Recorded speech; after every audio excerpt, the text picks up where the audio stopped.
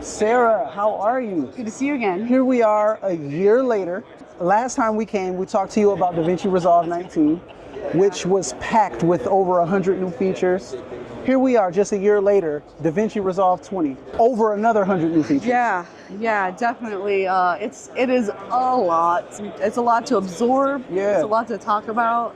But yeah, it's really constantly trying to add features that just improve the quality of life for people, creators out there using our stuff.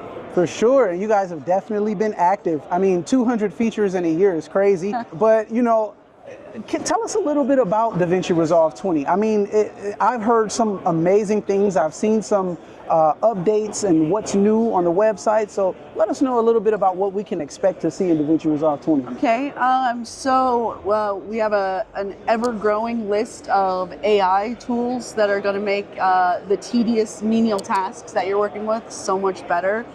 We may have talked about it last year. I've slept since then. But all those AI tools are part of our neural engine that we've had for several versions now. It's not generative AI, it's just an assistive AI to allow the creative to not have to do just time-consuming little tasks and let them just create. So you're looking at things like in Fairlight, you can essentially, it will auto-detect speakers. So you have, like us right now, we're talking, right? You're recording it, but you want to separate out who's who on different tracks and whatnot. And so you can analyze that, and it's going to create a checkerboard. You know, I'm on track 1, you're on track 2, and it's just popping along and editing for you. So you don't have to worry about those things. We've got updates to the Magic Mask tool. I can't wait to use that. So you can select with points and just do things a lot faster. There's a paintbrush tool to sort of refine things on your selection. There's the new depth map update, and these are both features that we had previously. These are just generation 2 updates to these things, to where it's just going to let you. The depth map is going to analyze things more quickly, create more relevant maps to your work, and what else? I mean, there's just a ton of stuff in there. Yeah. So I have my ears to the streets, so to speak, when it comes to the editing and the creative side of using DaVinci Resolve for creative tasks. And one thing I really appreciate about you guys is that you seem to constantly future-proof us as creators. You guys add features that we haven't even thought of. One that I'm super excited about is the AI audio assistant. Yeah. So essentially, you know, it's going to go in and it's going to analyze things and kind of create a final mix for you. You know, just an example, you know, you have dialogue, you got music, you've got sound effects, and there's nothing worse than those things all being out of whack with each other. And so it's going to analyze all those things, and you're going to be able to hear that dialogue and keep that music and sound effects kind of rolling and not really interfering with that. So yeah, it's really just kind of creating that final mix for you, and then you can finesse it. Right. Yeah. You know, watching it yesterday, I watched a demo. It kind of made me think about something here. I'm excited about that. I saw mastering on there. It was mixing and mastering, and it led me to kind of think, and I wanted to ask you, is it possible that in the future we might see Resolve as a musical recording software?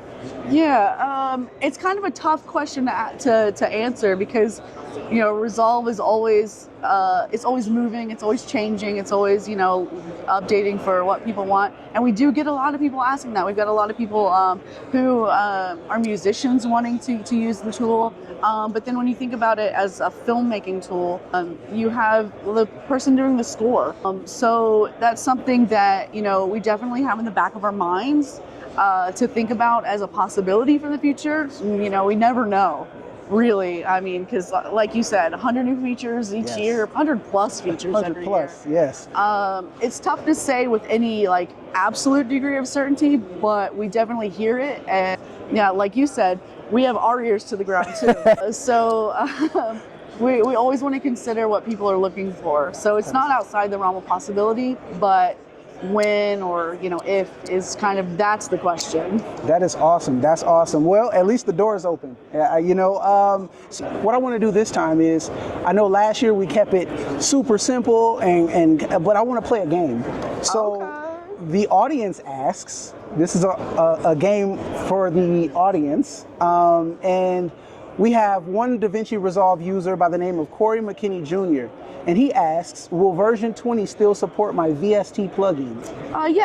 Yeah, so there's been no change on what we support in that arena, to my knowledge. But yeah, so what you've been previously using should, you know, come through. And there's always the possibility that we'll continue to support more. Like VST, I know, has different versions. And at one point we, you know, supported like version 2 and then version 3. So I would expect to still be using what you're using and potentially be using more in the future. Awesome, awesome. And then lastly, Giselle Marte, DaVinci Resolve user, asks, what are your favorite AI features for Resolve 20 that would be useful for visual effects? Oh my God. So when we talk about Fusion, it's kind of like what we did with Resolve in the past, where we did a complete code rewrite. We wanted to give it every single feature that we could that the existing people in the industry were using, and then now we're just sort of giving it that extra love, giving it extra features as we go. Fusion is now at that point within Resolve and on its own, where now it's ready for, you know, game time. Yeah. The dedicated keyframe editor is actually quite interesting that we now have in the edit page. So that's going to help you control your animation parameters a lot more effectively in from an editorial standpoint. So there's that, and then maybe a secondary from like a visual effects person working in the Fusion page is now the last node allows you to see your color grade. Where in the past you kind of either had to go over to the color page, you know, and if you made changes here and you had to go back, and it was a little tedious.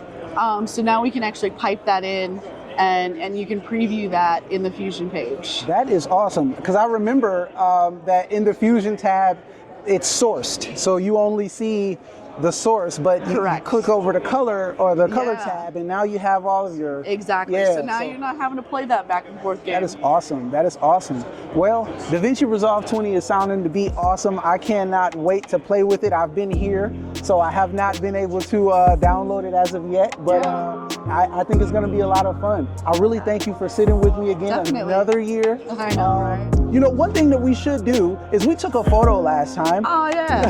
And I want to try to recreate this photo. Oh my. I think that would be pretty fun. Let's see if I can find it here. A CMD Media Group. Wow. If you guys can see this photo, we're gonna recreate this photo. Okay.